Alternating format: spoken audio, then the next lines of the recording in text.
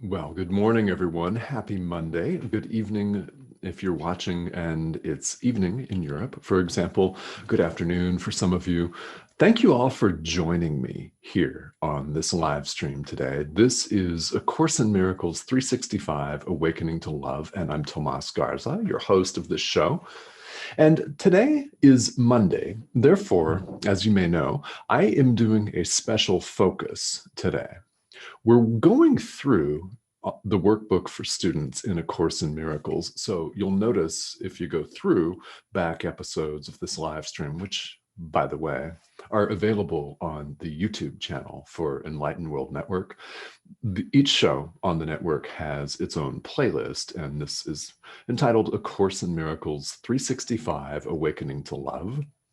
You can find all the back episodes there, and as you go through those, if you've done that, you'll notice that on Mondays for the last couple of months, I've been taking our focus off the workbook specifically and into more general terms. And that term today that we're going to cover here is tranquility. Now, I'll be covering that from the standpoint specifically of A Course in Miracles, but understand too that whether you follow this course or not, there is something in this live stream.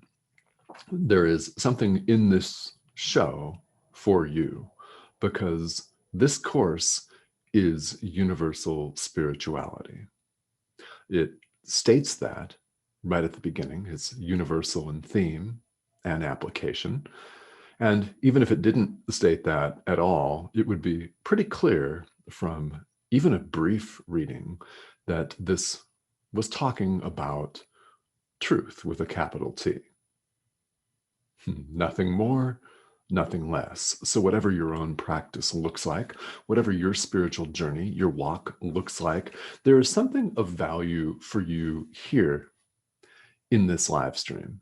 And if you're catching this live or on the replay, there's a reason you're catching this right now. Because we all know there's a lot of content out there. Right? So I thank you for joining me here today. So, what about tranquility inspires me to give a brief talk about this? Well, if you've not listened to any of these lives, if you've not watched them, that's all right.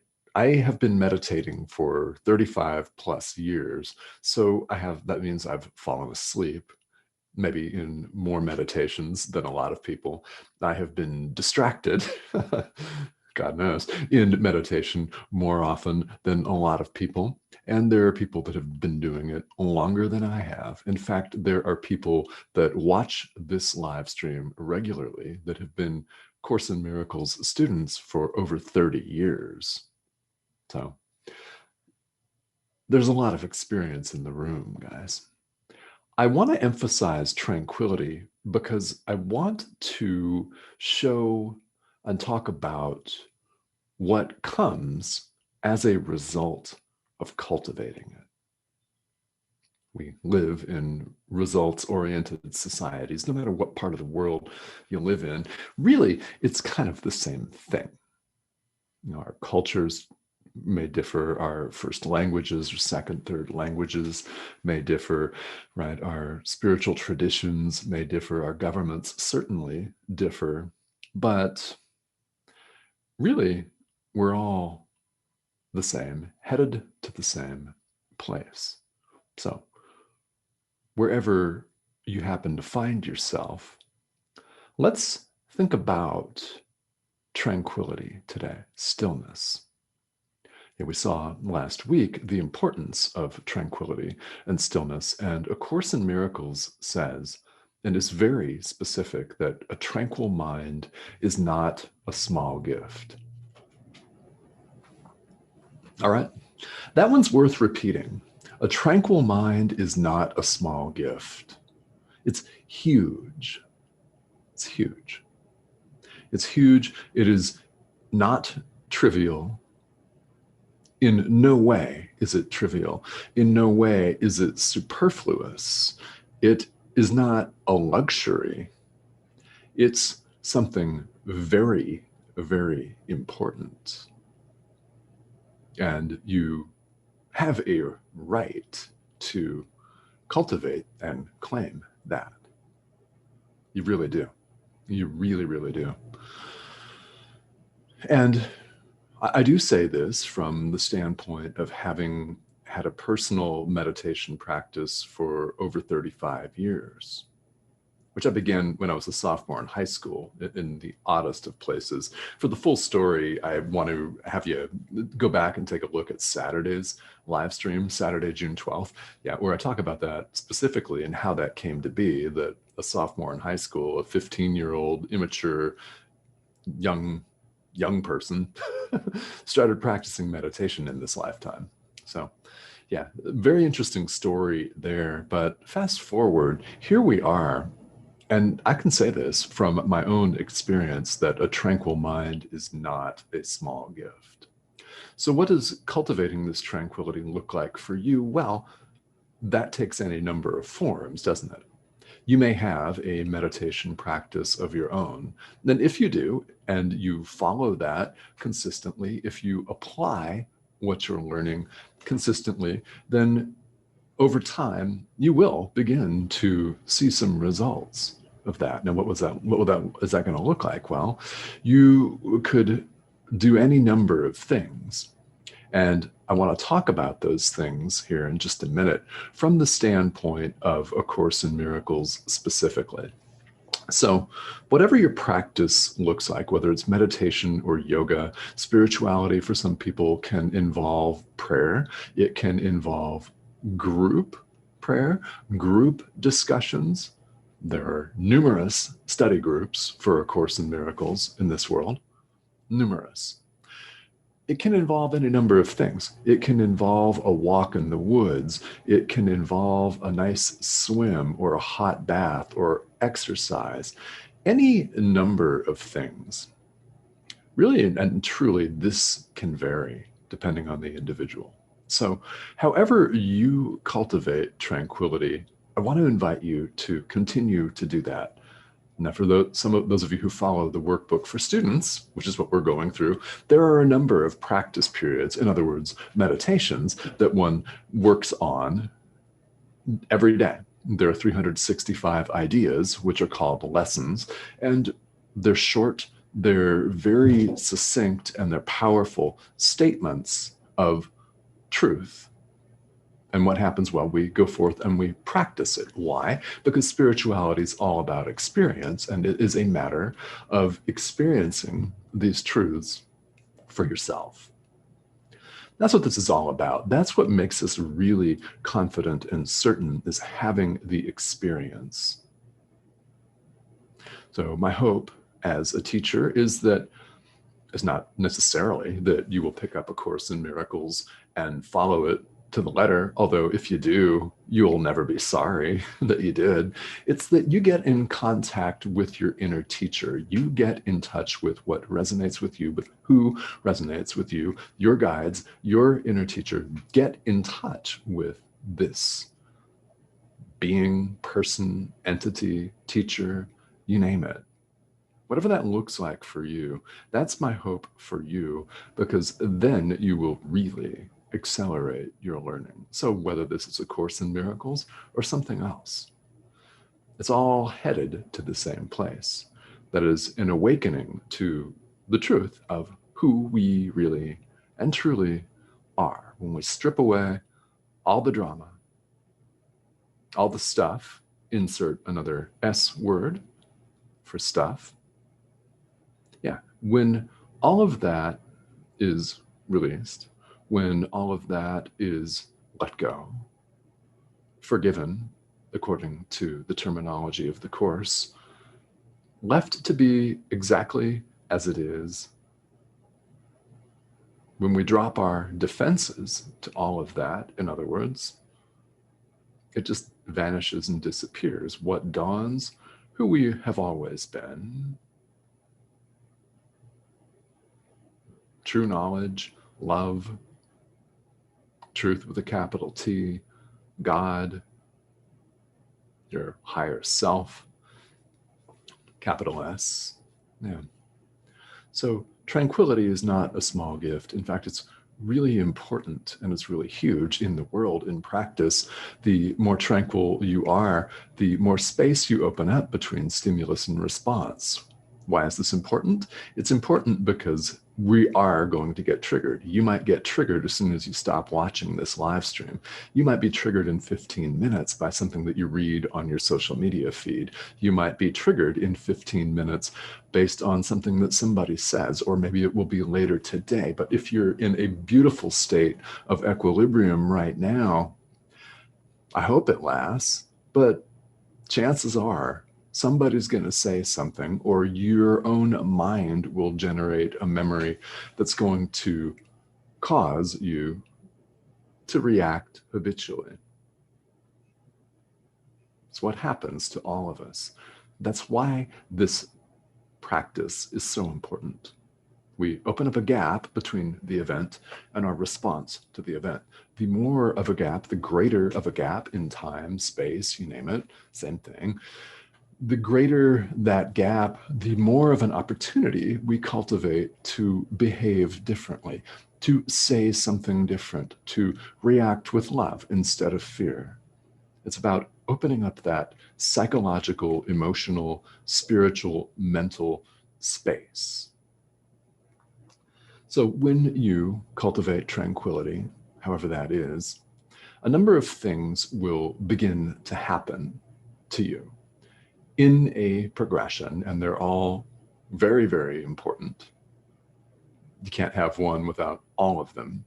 They all are extraordinarily important. And in the course itself, I'm speaking specifically about a section of the manual for teachers. Now, the manual is one of three main components of A Course in Miracles. There's the text, there's the workbook for students, and there's a short segment at the end called the Manual for Teachers, which comes in the form of a Q&A. It's beautiful and it's highly beneficial. I love the entire course.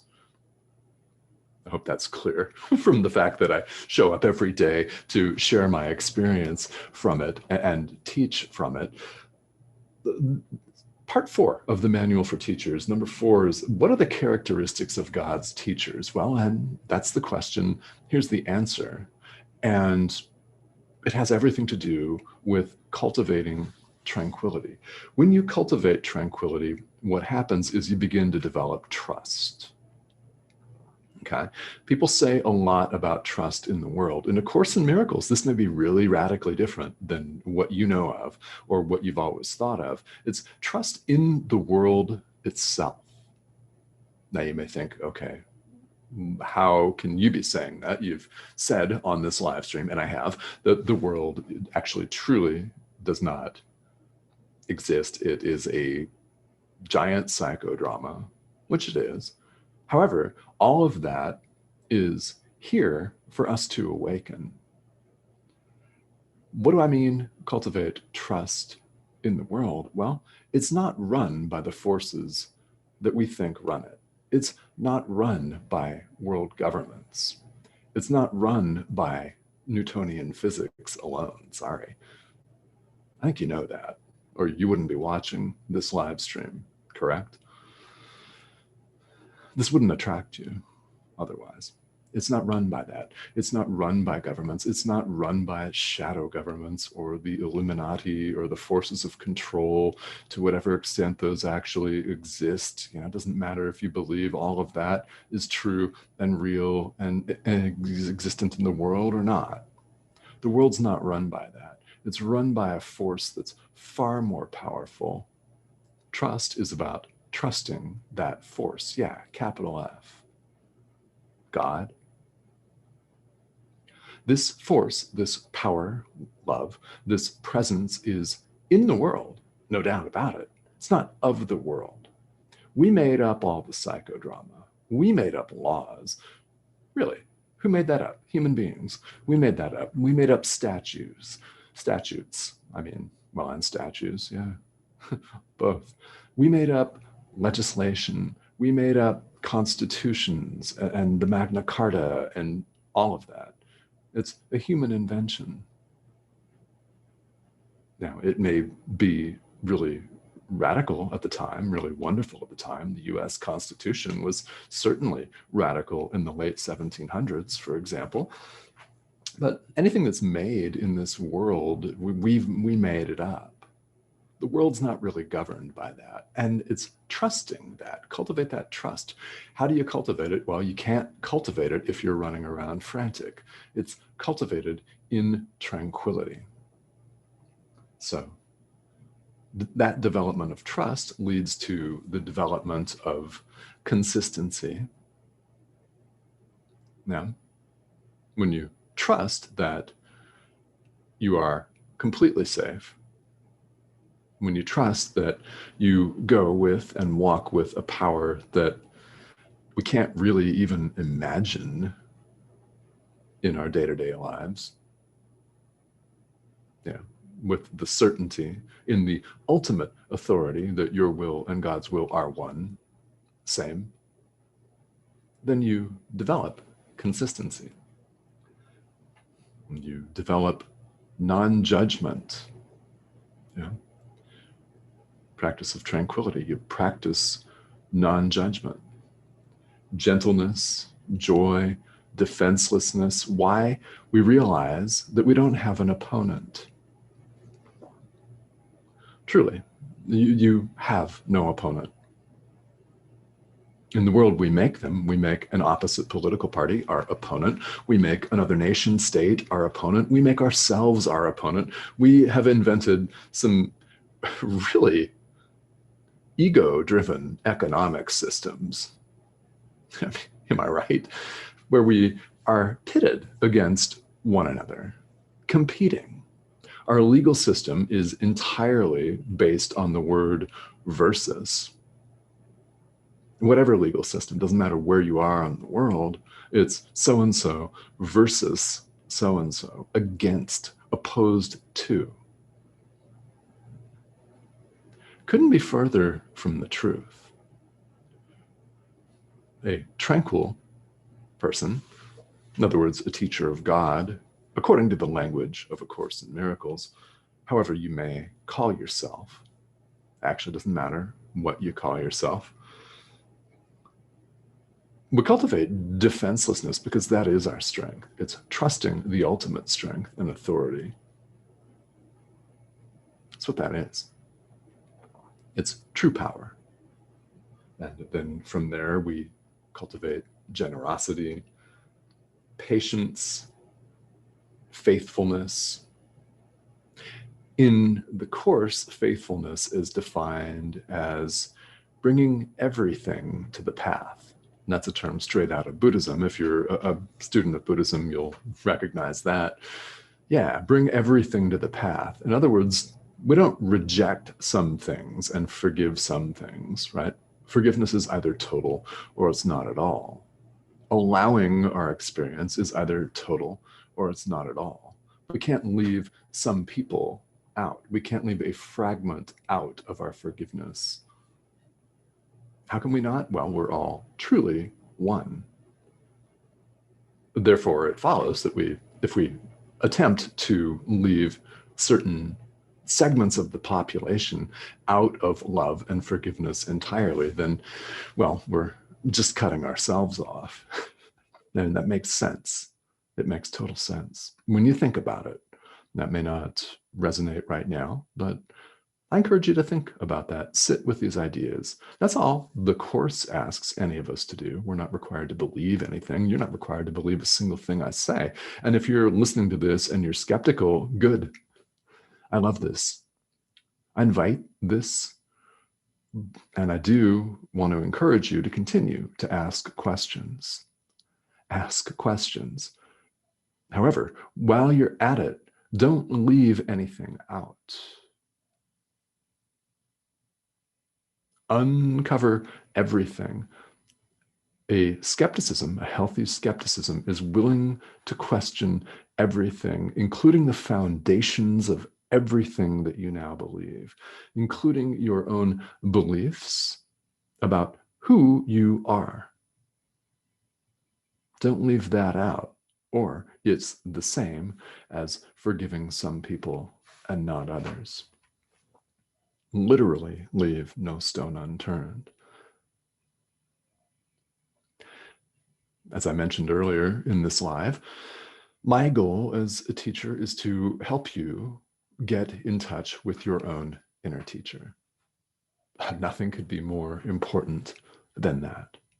Therefore, I show up and share with you what I'm called to share. Now, you'll notice that as we cultivate tranquility, that the characteristics that I mentioned, that are mentioned in part 4 of the Manual for Teachers, which you can look at, you can Google it, you can look it up and read it, and I encourage you to do that. These characteristics of God's teachers, of spiritual teachers in general, yeah, are things that we cultivate when we cultivate a tranquil mind. They begin to appear in our experience. They begin to appear in our experience. And you'll notice that a characteristic of a spiritual teacher is not necessarily love. It's not necessarily knowledge. Those are of God, and they are who we are. They're actually beyond learning. We learn in the field of perception. So A Course in Miracles is all about changing our perception, but about forgiving ourselves, the world, everyone around us, so that, as the Course says, God takes the final step himself. In other words, we can change and shift our perception so far that we're almost united with God, and then God takes the final step instantly, automatically.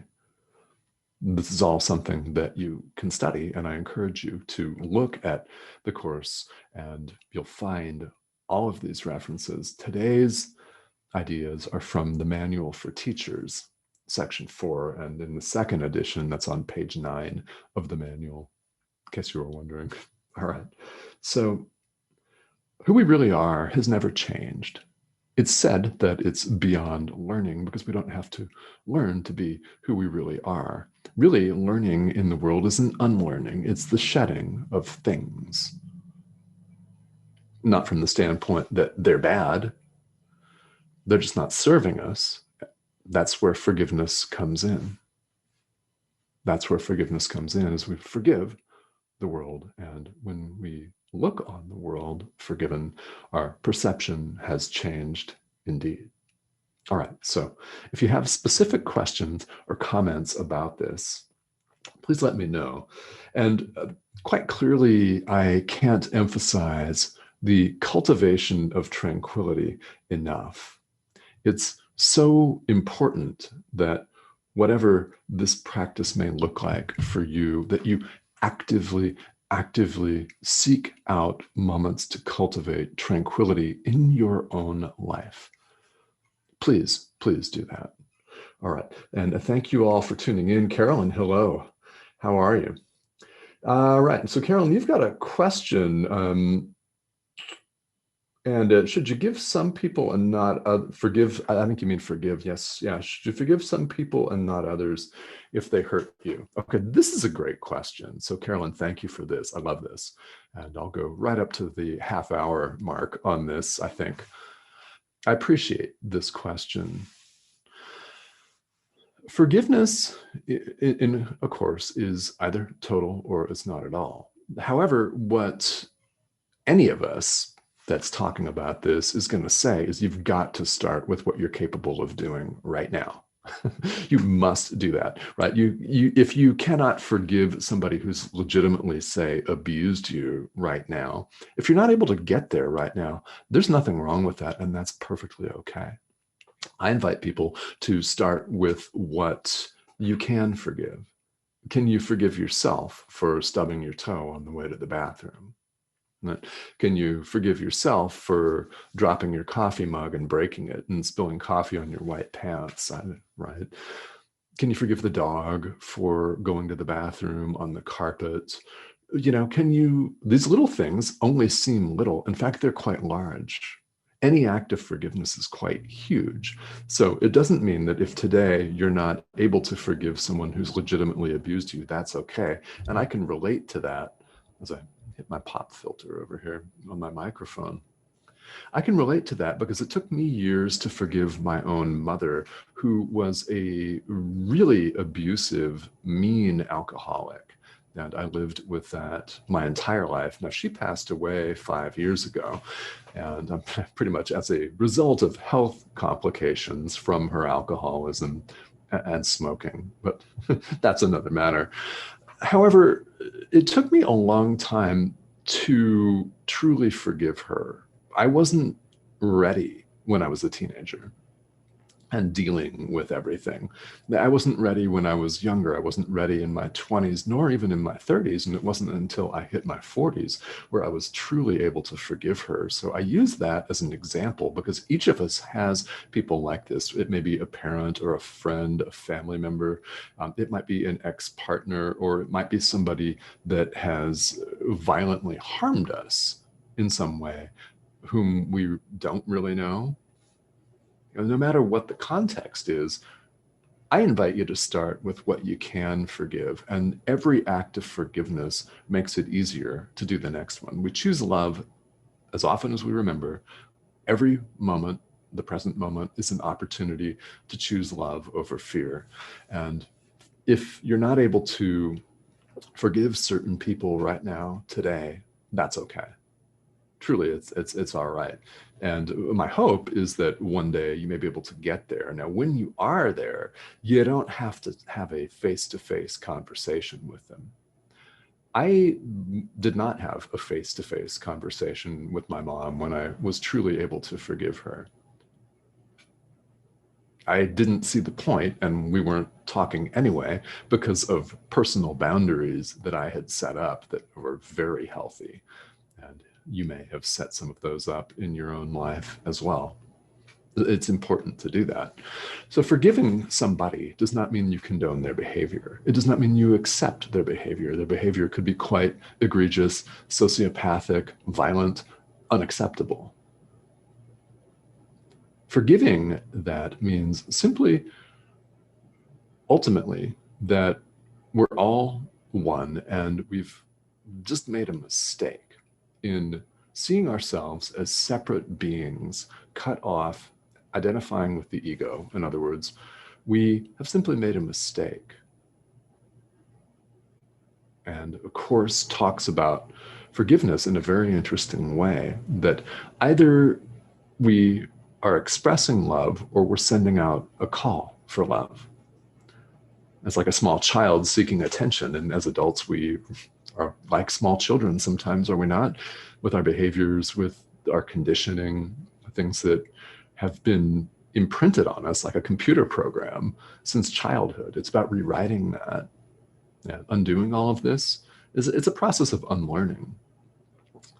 It's a process of unlearning, and forgiveness is a very powerful tool. So you start with what you can do. You really do. So Carolyn, thank you for that. I really appreciate that question. Yeah, I invite you to tune in more often, because that's a good one. And I really appreciate your asking that, because there are people all over the world that want to hear that exact question. So this is why I encourage your questions on here, guys.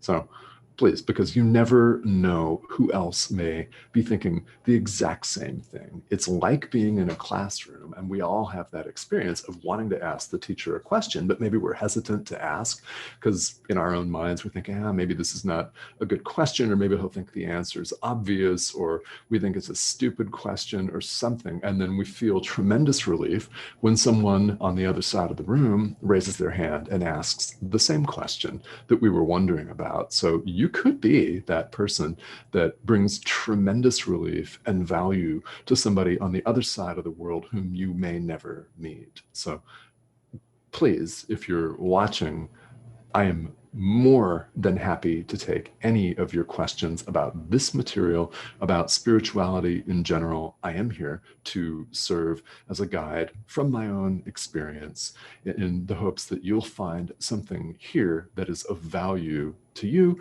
that resonates with you, and that you can carry forward in the service of love at all times. Yeah. All right. So thank you all for tuning in here. I will see you again tomorrow on Enlightened World Network. And again, I invite you, if you're interested in catching some back episodes of this live stream, we've been at it since January of this year, and these are all available. They're archived on Enlightened World Network's YouTube channel.